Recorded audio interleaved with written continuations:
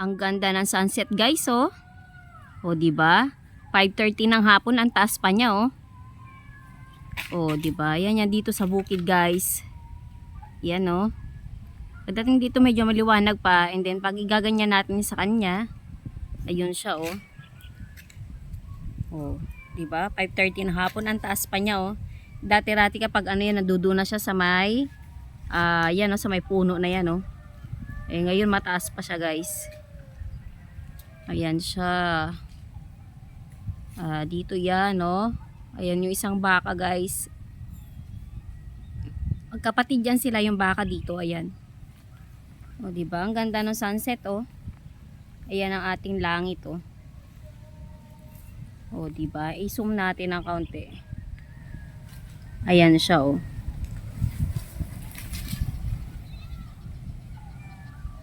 Ayan, amazing ang ating kalikasan, guys.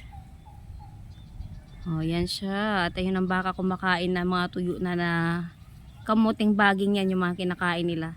Dahil sa dry na yung ano ngayon dahil magsa-summer na. Ayan, natuyo na yung mga damo, guys. Yan, halos wala kang makita mga damo. Doon kasi yun nasa dulo na yung kamuting baging din yan. Ayan, oh. Yung mga tanim doon na makikita mo mga green na yan, kamuting baging yan. Yan, at doon naman yung mga ibang damo na yun, hindi na nila kinakain yan, eh. Kaya kawawa yung mga baka ngayon, tinan mo ang payat nila, oh. Kasi wala silang makain damo ngayon, guys. Yan, minsan puno ng mangga yung kinakain nila. Yung dahon. Pag naabot nila yung dahon ng mangga, guys, ayan, ayun, oh, yung mga mangga yan. Yan, kinakain ng ating mga baka yan. Yan, yung baka na yan, guys, paalaga yan dito, eh. Ayan sila. Yan. At ayun yung isa, magkapatid yan sila, eh. Ganyan dito, guys, pag hapon na. Yan, nakaka-relax tignan, no? Ayun ang ating sunset. O, di ba? Ang gandang tignan. Ganyan dito pag hapon sa Zambales. O, di ba? Ayun siya, yung ating haring araw. Malapit na siyang bumaba, guys. Maalikabok na. Ayan, no.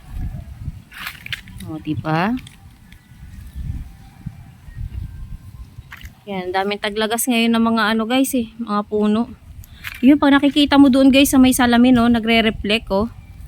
Ang ganda. Yan yung ano, guys. Yun yung sunset, oh. Ayan, oh. Yan, oh. Nagre-reflect siya dyan sa salamin ng bintana.